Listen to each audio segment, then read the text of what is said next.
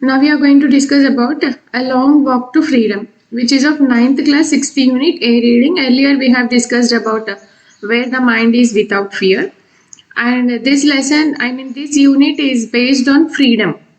Okay, unit theme is freedom. Freedom అనగానే మన ఇండియన్స్కి చాలా ఎక్కువ కనెక్ట్ అవుతుంది. ఫ్రీడమ్ అనగానే మనకి 15th ఆగస్ట్ గుర్తొస్తుంది, గాంధీజీ గారు గుర్తొస్తారు. So in this lesson we are going to see about the Nelson Mandela. So who is Nelson Mandela? Nelson Mandela అంటే ఎవరు? So we have a picture here of Nelson Mandela and also Gandhiji. So freedom అనగానే మనకి first గుర్తొచ్చేది గాంధీజీ గారు. So ఇక్కడ Nelson Mandela గురించి మనకి ఎందుకు ఇచ్చారు అనేది మనకి ఇప్పుడు లెసన్లో ఉందన్నమాట. నెల్సన్ మండేలా అంటే ఎవరు అంటే ఇతను సౌత్ ఆఫ్రికా ప్రెసిడెంట్ అనమాట. ఓకే, సో ఇది లెసన్ ఎక్కడి నుంచి తీసుకోబడ్డది అని అంటే నెల్సన్ మండేలా గారు ఇచ్చిన స్పీచ్లోంచి ఒక చిన్న పార్ట్ అనమాట ఇది. Okay, this lesson is nothing but A speech of Nelson Mandela. So ఆయన ఇచ్చిన స్పీచ్లో నుంచి తీసుకోబట్టే ఒక చిన్న పార్ట్ అనమాట, a long walk to freedom. Okay, so ఆ లెసన్ ఏంటిది, ఆయన ఏం స్పీచ్ ఇచ్చిండు, ఎందుకు ఇచ్చిండు అనేది మనం ఇప్పుడు లెసన్లో చూద్దాం. Okay, so in life every man has twin obligations అంటే రూల్స్, రెస్పాన్సిబిలిటీస్. ఓకే, ఇక్కడ మనం రెస్పాన్సిబిలిటీస్గా కన్సిడర్ చేయాలి. యాక్చువల్లీ ఇది కామన్ మీనింగ్ అయితే రూల్స్ అనమాట. ఆబ్లిగేషన్స్ అంటే ఇక్కడ ఈ లెసన్లో మనము రెస్పాన్సిబిలిటీ తీసుకుందాం. Okay, in life every man has twin obligations. అంటే ట్విన్ అంటే 2 ఆబ్లిగేషన్స్ అనమాట. Obligation to his family, to his parents, to his wife and children. Okay, and he has an obligation to his people, his community and his country. So ప్రతి మనిషికి 2 obligations, 2 responsibilities ఉంటాయి. So first obligation వచ్చేసి తన family అనమాట. First responsibility వచ్చేసి తన family, parents, wife, children అందరూ. And second responsibility వచ్చేసి తన చుట్టూ ఉన్న ప్రజలు. ఓకే, హిస్ కమ్యూనిటీ అంటే వాళ్ళ జాతి. ఓకే, నెల్సన్ మండేలా గారు ఎవరు? నల్ల జాతీయుడు అనమాట. అంటే తెల్లవాళ్ళు, నల్లవాళ్ళు అప్పట్లో మనకు ఉండేది కదా, బ్రిటిష్ వాళ్ళని తెల్లవాళ్ళు. మన మననైతే నార్మల్గానే కన్సిడర్ చేసేవాళ్ళు. సౌత్ ఆఫ్రికాలో నైజీరియన్స్ వాళ్ళని నల్ల జాతీయులుగా చూసేవాళ్ళు. అండ్ హిస్ కంట్రీ, అతని యొక్క దేశం అనమాట. ఫస్ట్ రెస్పాన్సిబిలిటీ ఏంటిది అంటే అతని family, total family. And second responsibility ఏంటిది అంటే towards his people, community and also his country. Okay, in a civil and humane society, each man is able to fulfill those obligations according to his own inclinations and abilities. Inclinations ante interest anamata. Interest మనం ఏదైనా చేసేదాన్ని మనం inclination అంటాం. Okay, ఇప్పుడున్న civilisation అంటే ఇప్పుడు సివిలైజేషన్తో పాటు ఇక్కడున్న హ్యూమన్ సొసైటీలో ఇక్కడున్న మనుషులు వాళ్ళ రెస్పాన్సిబిలిటీస్ని బట్టి వాళ్ళు అనుకున్నది ఏదైనా వాళ్ళ ఎబిలిటీతో తీర్చుకోగలరు, అంటే కోరికల్ని తీర్చేసుకోగలరు. Okay, but in a country like South Africa it was almost impossible for a man of my birth and colour to fulfil both of those obligations. So ఇది నార్మల్ పర్సన్స్కి పాసిబుల్ అవ్వచ్చు, కానీ ఒక సౌత్ ఆఫ్రికా కంట్రీలో ఇది చాలా impossible. ఎందుకు impossible అంటే of a man of my birth and colour to fulfil. So నేను నా పుట్టుక ఇంకా నా కలర్, ఆ 2 ఆబ్లిగేషన్స్ని నేను తీర్చుకోలేకపోయినా నా కలర్తో అని ఇక్కడ చెప్తున్నాడు. సో నేను ఆల్రెడీ మీకు చెప్పిన కదా, నెల్సన్ మండేలా ఒక నల్ల జాతీయుడు అనమాట. సో ప్రతి మనిషికి వాళ్ళ ఇంట్రెస్ట్, వాళ్ళ కోరికలు ఇలాంటివి ఉంటాయి. అది అందరికీ కామన్. అది ఎవరైనా పాసిబిలిటీ, వాళ్ళ ఎబిలిటీస్ని బట్టి, వాళ్ళ ఇంట్రెస్ట్ని బట్టి ఎవరైనా దాన్ని రెస్పాన్సిబిలిటీని ఫుల్ఫిల్ చేయొచ్చు. బట్ ఇక్కడ సౌత్ ఆఫ్రికాలో నా కలర్లో పుట్టినటువంటి వాళ్ళకి అది చాలా ఇంపాసిబుల్ అని ఇక్కడ చెప్తున్నాడు. In South Africa a man of colour who attempted to live as a human being was punished and isolated. In South Africa, a man who tried to fulfill his duty to his people was inevitably ripped from his family and his home, was forced to live life apart, a twilight existence of secrecy and rebellion. So ఇక్కడ South ఆఫ్రికాలో ఈ నల్ల జాతీయులు అంటే నల్లగా ఉన్నవారు ఎవరైతే ఉంటారో వాళ్ళు ఒక నార్మల్ పర్సన్ లాగా బ్రతుకుదామని అనుకుంటే అది వాళ్ళు అస్సలు పాసిబుల్ అవ్వనిచ్చే వాళ్ళు కాదనమాట. అక్కడ in South Africa man of colour who attempted to live as a human being was punished and isolated అంటే తరిమేయడం అనమాట. సో సౌత్ ఆఫ్రికాలో ఒక నార్మల్ పర్సన్గా అందరిలాగా నేను కూడా సొసైటీలో కలుద్దాం, బ్రతుకుదాం అని అనుకుంటే వాళ్ళని పనిష్ చేసి ఇంకా ఆ ఏరియా నుంచి దూరం పంపించేవాళ్ళు అనమాట. వాళ్ళ సొసైటీలో వాళ్ళని అస్సలు కలవనీయకపోయేది. In South Africa a man who tried to fulfil his duty to his people was inevitably ripped from his family. So ఇక్కడ సౌత్ ఆఫ్రికాలో అతను వాళ్ళ అతని ప్రజలు ఎవరైతే ఉంటారో వాళ్ళ రిలీజియన్ వాళ్ళు సో వాళ్ళ కోసం ఏదైనా చెయ్యాలి అని అనుకున్నప్పుడు అక్కడ ఉన్న వాళ్ళు ఏం చేస్తారు అంటే అతని ఫ్యామిలీ నుంచి దూరం పెడతారనమాట. Okay, in South Africa a man who tried to fulfil his duty to his people was inevitably అంటే అన్అవాయిడబుల్, ఏ కారణం లేకుండా.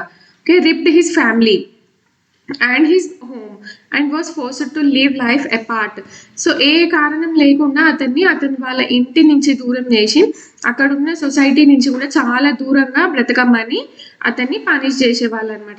ఒకవేళ అతను ఏదైనా వాళ్ళ ప్రజల కోసం చేద్దాము అని ముందుకు వచ్చినప్పుడు అతన్ని ఏమి చేయనీయకుండా ఆ కారణం లేకుండానే అతన్ని వాళ్ళ ఇంటి నుంచి దూరం పెట్టి ఆ సొసైటీ నుంచి కూడా దూరం పెట్టి బ్రతకమని చెప్పేవాళ్ళు. A twilight existence of secrecy and rebellion, actually it is a phrase which we will use when the person is doing something for his people, then they will kept him into a prison.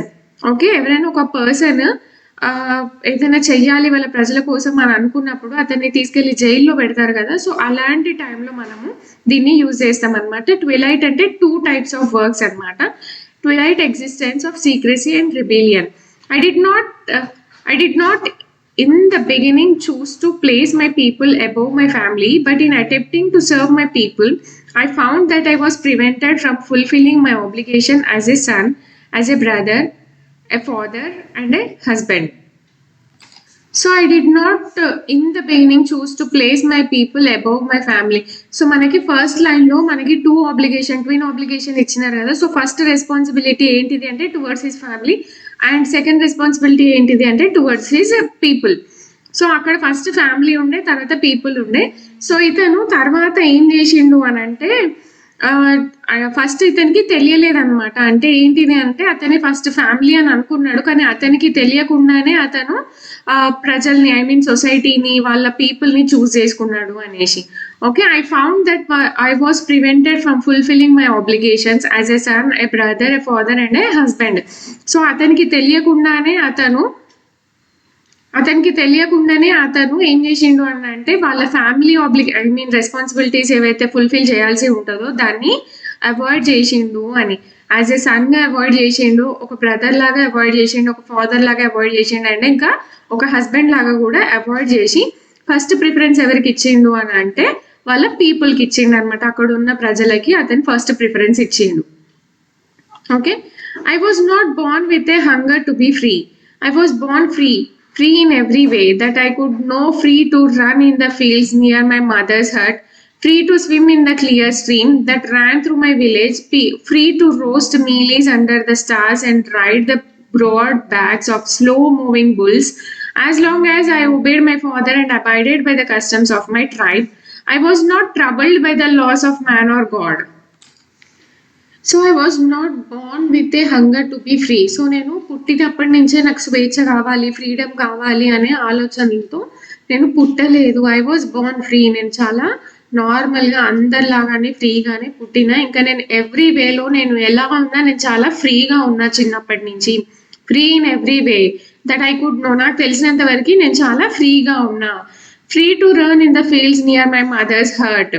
So మా mummy వాళ్ళ ఇంటి దగ్గర ఇక్కడ పక్కన నేను ఫ్రీగా నడిచేవాడిని, వాళ్ళ పొలాలలో ఫ్రీగా నేను నడిచేవాడిని. Free to swim in the clear stream that ran through my village. So మా విలేజ్లో ఒక కాలువ వెళ్ళేది, అందులో నేను చాలా ఫ్రీగా స్విమ్మింగ్ చేసేవాడిని. Free to roast mealies under the stars అంటే నైట్ టైం అనమాట. స్టార్స్ మనకి నైట్ టైంలోనే వస్తాయి కదా. సో నైట్ టైమ్స్లో మీలీస్ అంటే మొక్కజొన్నలు అనమాట. అవి మొక్కజొన్నలు అంటే మొత్తం కాకముందుకు కొంచెం అవి మిడిల్లో ఉన్నప్పుడు మనకి కొంచెం అవి మిల్కీ టైప్ పాల టైప్ ఉంటాయి. సో అవి మనం సన్నటి సెగపైన కాల్చుకొని తింటే అవి చాలా టేస్టీగా ఉంటాయి. సో అవి కూడా నేను తిన్నా. Free to roast mealies under the stars. Night టైంలో అవి నేను కాల్చుకొని తినేవాడిని. And ride the broad backs of slow moving bulls. నేను ఎడ్ల బండిని కూడా చాలా స్లోగా హ్యాపీగా నేను రన్ చేసేవాడిని, అంటే నేను నడిపేవాడిని. నేను ఎలా పుట్టినా సరే నేను చిన్నప్పటి నుంచే నేను ఫ్రీగా స్వేచ్ఛ కావాలి అనుకొని నేను పుట్టలేదు. నేను పుట్టడం చాలా ఫ్రీగా పుట్టినా. నేను ఇంకా అన్ని దారులలో నేను ఏం చేసినా నేను ఫ్రీగానే చేసిన. మా ఇంటి పక్కన నేను పొలాలలో చాలా ఫ్రీగా నడిచేవాడిని. నేను మా విలేజ్ దగ్గర కాలువలో నేను స్విమ్మింగ్ చేసేవాడిని. ఇంకా మొక్కజొన్నలు నేను కాల్చుకొని తినేవాడిని. ఎడ్ల బండి కూడా నేను చాలా స్లోగా హ్యాపీగా నేను రన్ చేసేవాడిని అని చెప్తున్నాను. సో ఎప్పుడైతే నేను మా ఫాదర్ని ఇంకా మా కస్టమ్స్ అంటే మా ఆచారాలని మా రిచువల్స్ని నేను ఎప్పటి వరకు అయితే ఫాలో అయినానో అప్పటి వరకు నన్ను ఎవ్వరూ పనిష్ చేయలేదు. ఎవరి వల్ల నాకు ఏ ప్రాబ్లమ్స్ రాలేదు.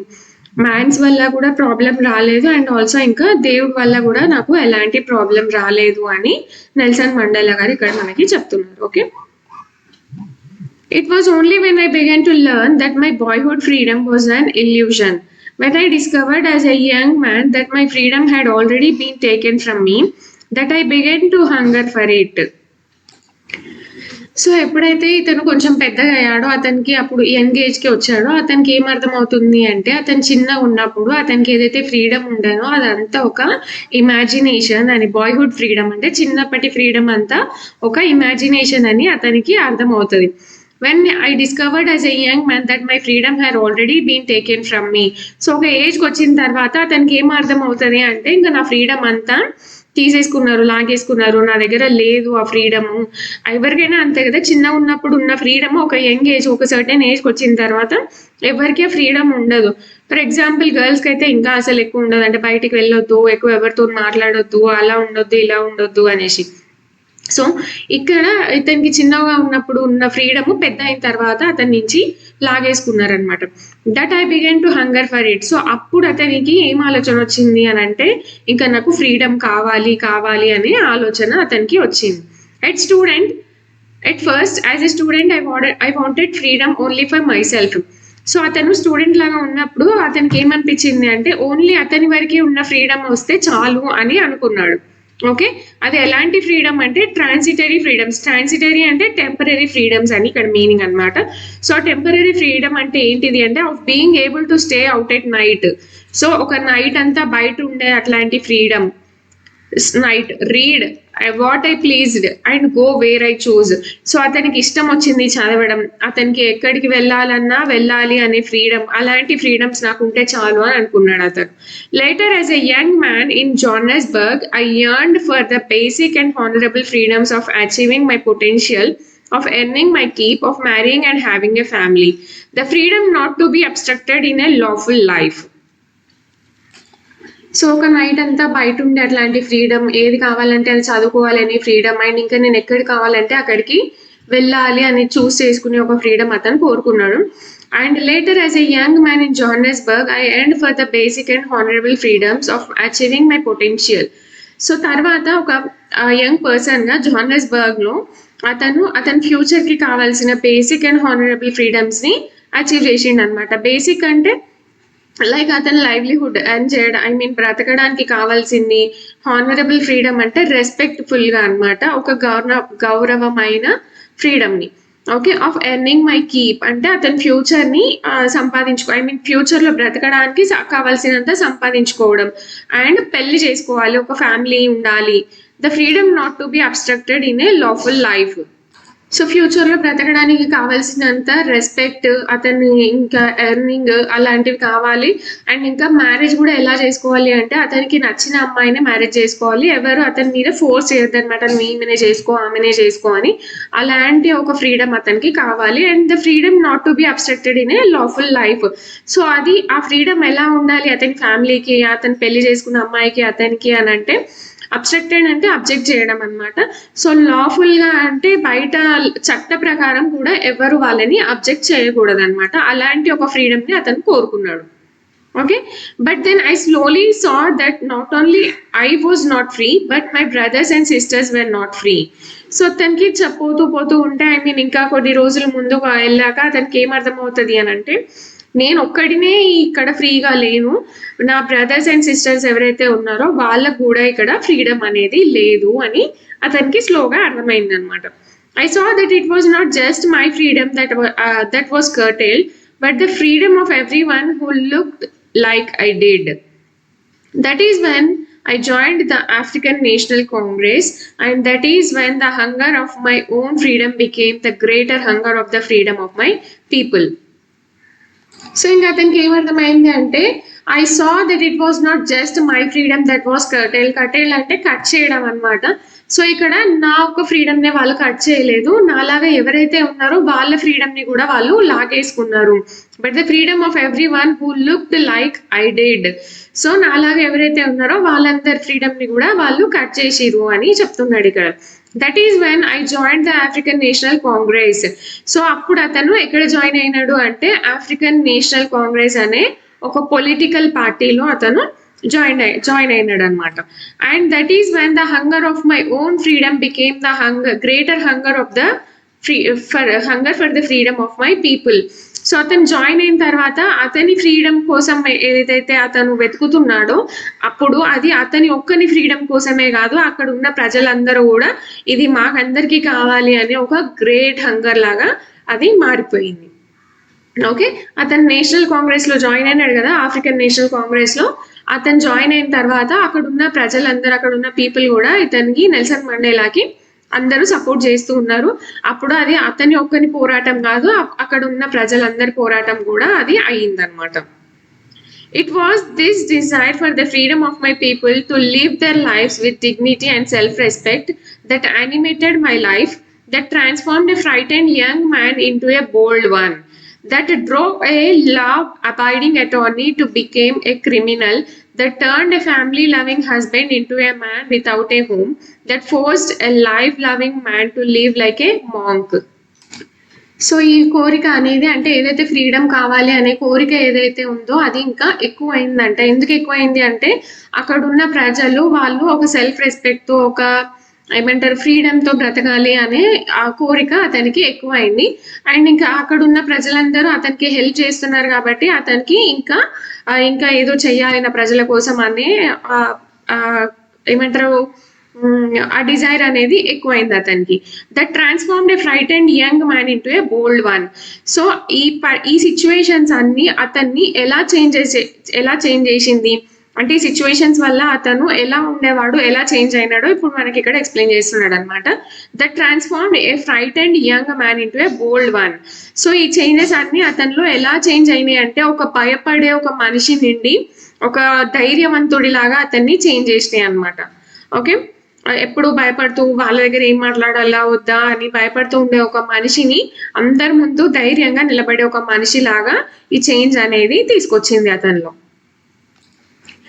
That drove a law abiding attorney to become a criminal. So ఒక అటార్నీ అంటే ఒక లాయర్ ఎవరైతే ఉంటారో అతను న్యాయం కోసం పోరాడుతూ ఉంటాడు. సో అతను ఒక క్రిమినల్ లాగా చేంజ్ అయ్యే అటువంటి సిచ్యువేషన్ తీసుకొచ్చినారు. That turned a family loving husband into a man without home.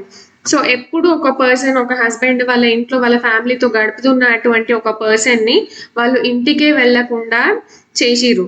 That forced a life loving man to live like A monk. So వాళ్ళ ఇంట్లో వాళ్ళందరినీ లవ్ చేసే ఒక పర్సన్ అంటే ఒక ఫాదర్ ని లవ్ చేసే సన్ లాగా, వాళ్ళ పిల్లల్ని ఎఫెక్షన్ గా చూసే ఒక ఫాదర్ లాగా, వాళ్ళ వైఫ్ ఎవరైతే ఉంటారో ఆమె మీద కేర్ తీసుకునే ఒక హస్బెండ్ లాగా ఉండే ఒక పర్సన్ ఒక మాంక్ అంటే ఒక ఋషి లాగా మారిపోయిండు అనమాట. I'm no more virtuous or self-sacrificing than the next man, but I found that I could not even enjoy the poor and limited freedoms I was allowed when I knew my people were not free. I'm no more virtuous. Virtuous అంటే ఒక ధర్మవంతుడు అనమాట. అంటే ఎవరికి అవసరమైన ఏదైనా చేసి అతన్ని అట్లా అంట మళ్ళీ లాఫుల్ గా చట్ట ప్రకారం ఎవరికైనా హెల్ప్ చేసే వాళ్ళని ధర్మవంతుడు అంటాం. సెల్ఫ్ సాక్రిఫైసింగ్ అంటే అతనే ఏదైనా చేసుకోవడం, లైక్ చనిపోవడం, సూసైడ్ చేసుకోవడం చట్టం కోసం లేదంటే ప్రజల కోసం. సో నేను అలాంటి ఒక పర్సన్ ని కాదు. But I found that I could not even enjoy the poor and limited freedoms. So అతనికి ఏమర్థమైంది అని అంటే నేను ఈ పూర్ అంటే చాలా చిన్న లిమిటెడ్ గా ఉన్న ఫ్రీడమ్స్ ని నేను ఎంజాయ్ చేయలేకపోతున్నా. I was allowed when I knew my people were not free. ఇక్కడ నా ప్రజలు కూడా ఇక్కడ ఫ్రీగా లేరు, అంటే స్వేచ్ఛగా బ్రతకటం లేదు ఇక్కడ. సో వాళ్ళు బ్రతకటం లేదు, సో నేను ఎలా ఫ్రీగా ఎంజాయ్ చేయగలను? నాకు కూడా ఈ లిమిటెడ్ ఫ్రీడమ్స్ అనేవి నాకు నచ్చవు. Freedom is indivisible, The chains on any one of my people were the chains on all of them. The chains on all of my people were the chains on me. So this is a nice quotation anamata by Nelson Mandela garu. Freedom is indivisible. So freedom అనేది అందరికీ పంచాల్సినటువంటిది, అందరినీ ఒకేలాగా చూడాలి. The chains on any one of my people were the chains on all of them. So వాళ్ళు వేసే ఒక సంఖ్యలు ఎవరికైనా వేస్తే అవి ఒకరికి వేసినా సరే అక్కడ ఉన్న ప్రజలందరికీ వేసినట్టే. The chains on all of my people were the chains on me. So అక్కడ ఉన్న ప్రజలందరికీ మీరు సంఖ్యలు వేస్తే అవి నాకు వేసినట్టుగానే. సో ఇక్కడ అతని మైండ్ ప్రజల పట్ల ఎంత అట్రాక్ట్ అయిందో ఇక్కడ మనకి అర్థమవుతుంది. ఒక ఫ్యామిలీ లవింగ్ పర్సన్ నుంచి అతను ఒక ఏమంటారు లైక్ పొలిటికల్ పర్సన్, అందరికి నచ్చే ఒక పర్సన్, ఒక ఫ్రీడమ్ తెచ్చి పెట్టగల ఒక పర్సన్ లాగా అతను ఇక్కడ మనకి తెలుస్తుంది. I knew that the oppressor must be liberated just as surely as the oppressed. I knew that the oppressor must be liberated just as surely as the oppressed. So liberated అంటే ఇక్కడ freedom అనమాట. Freedom, okay, freedom ఇవ్వడంని liberated అంటాడు. Liberate అంటే freedom అనమాట. So oppressor అంటే ఎవరైతే freedom లాక్కుంటారో వాళ్ళని మనం అప్రెసర్ అంటాం. సో ఇక్కడ హయ్యర్ అథారిటీస్లో పొలిటికల్ పార్టీ వైజ్ చూసుకుంటే మనము ఎవరైతే వేరే వాళ్ళ ఫ్రీడమ్ని తీసేసుకుంటారో వాళ్ళ ఫ్రీడమ్ని కూడా వాళ్ళు తీసేసుకోవాలి. A man who takes away another man's freedom is a prisoner of hatred. So ఒక పర్సన్ ఎవరైతే ఉన్నారో వాళ్ళు వేరే వాళ్ళ ఫ్రీడమ్ని లాక్కొని ఉంటే వాళ్ళు ఇక్కడ ఉన్న ప్రజల వల్ల ద్వేషింపబడతారు, అంటే వాళ్ళు హేట్ చేస్తారు బాగా. He is locked behind the bars of prejudice and narrow mindedness. So యాక్చువల్గా ఇప్పుడు నల్ల జాతీయులు, తెల్ల జాతీయులు అంటే వైట్ పీపుల్, బ్లాక్ పీపుల్ ఉంటారు కదా. సో ఇప్పుడు వైట్గా ఉన్న వాళ్ళు బ్లాక్గా ఉన్న వాళ్ళని ఏం చేయలేకపోతే వాళ్ళు మేము ఈక్వల్ అని చెప్పేసి వీళ్ళు వెళ్తారు. సో వాళ్ళతో ఈక్వల్గా మమ్మల్ని చూడాలి అని అంటారు కాబట్టి సో వాళ్ళు ఏం చేస్తారు అంటే వీళ్ళ ఎక్కడ మా స్టేజ్కి వచ్చేస్తారు అని చెప్పేసి వీళ్ళని అనగదొక్కుతూ ఉంటారు అనమాట. అంటే ఇంకా మీరు మా పొజిషన్కి రాలేరు ఎప్పటికీ అనేసి. ఓకే, సో అలా రాలేని వాళ్ళు అలా ఏం చేస్తారు, వాళ్ళని ఎప్పటికీ హేట్ చేస్తూనే ఉంటారు అనమాట. సో అది ఇక్కడ మీనింగ్ అనమాట దీనికి. He is locked behind the bars of prejudice and narrow mindedness. So వాళ్ళ మైండ్స్ అన్ని ఎలా ఉంటాయి అని అంటే వాళ్ళు అక్కడి వరకు మాత్రమే ఆలోచించగలరు. ఇప్పుడు ఒకవేళ మనం ఈక్వల్ అని అనుకున్నప్పుడు ఈ దేశం కూడా బాగుపడుతుంది, కానీ వాళ్ళ మైండ్ అక్కడి వరకు మాత్రమే పనిచేస్తుంది. ఎందుకంటే ఇప్పుడు వాళ్ళతో మేము ఈక్వల్ అని చెప్తే వాళ్ళ రైట్స్ అన్ని మాకు వచ్చేస్తాయి, వాళ్ళు మేము ఈక్వల్ అయిపోతాం. సో వాళ్ళకి ఇంకా ఏమీ పవర్స్ ఉండవు కాబట్టి ఇంకా వాళ్ళు ఎవరిని ఫ్రీడమ్ ఎవరి ఫ్రీడమ్ వాళ్ళు లాక్కోలేరు కాబట్టి వాళ్ళు ఇలా బిహేవ్ చేస్తున్నారు అన్నట్టు. I'm not truly free if I'm taking away someone else freedom. So ఇంకా ఇక్కడ నెల్సన్ మండేలా గారు మనకి ఏం చెప్తున్నారు అని అంటే నేను ఎవరి ఫ్రీడమ్ అయినా నేను ఒకవేళ లాగేసుకున్నా అనుకో అప్పుడు నేను అస్సలు ఫ్రీగా ఉండలేను. Just as surely I'm not free when my freedom is taken from me. So ఒకవేళ నా ఫ్రీడమ్ ఇంకెవరైనా తీసుకున్నారు అనుకోండి అప్పుడు నేను కూడా ఫ్రీగా ఉండలేను. నేను వేరే వాళ్ళ ఫ్రీడమ్ని లాక్కోలేను, నా ఫ్రీడమ్ ఇంకొకరు కూడా లాక్కోవద్దు. The oppressed and the oppressor alike are robbed of their humanity. So ఇక్కడ లాక్కునేవాడు ఇచ్చేవాడు ఇద్దరు హ్యుమానిటీని దొంగిలించుకున్నట్టే, అంటే ఒకరిది ఒకరు తీసేసుకున్నట్టే అని ఇక్కడ నెల్సన్ మండేలా గారు మనకు ఒక బ్యూటిఫుల్ స్పీచ్ అయితే ఇచ్చారనమాట. సో ఇన్ని ట్రబుల్స్ ఫేస్ చేస్తూ, ఇంత డిఫికల్టీని ఫేస్ చేస్తూ, ఎన్నో అవమానాలని ఫేస్ చేస్తూ అతను ఇక్కడ నుంచి సౌత్ ఆఫ్రికాలో ఒక చిన్న బాయ్హుడ్ యంగ్ పర్సన్గా, సో ఏమి చేయలేని ఒక పర్సన్ నుంచి ఇప్పుడు అతను మనకి సౌత్ ఆఫ్రికాలో ప్రెసిడెంట్గా ఉన్నారనమాట. సో దీన్ని బట్టి మనం ఏం నేర్చుకోవాలి అని అంటే ఏది కూడా ఎక్కడ ఆగిపోదు. We have to try until we get the success. Okay, this is about the lesson A Long Walk to Freedom. I hope you understand the lesson. If you like the lesson, then please like, share and subscribe my channel.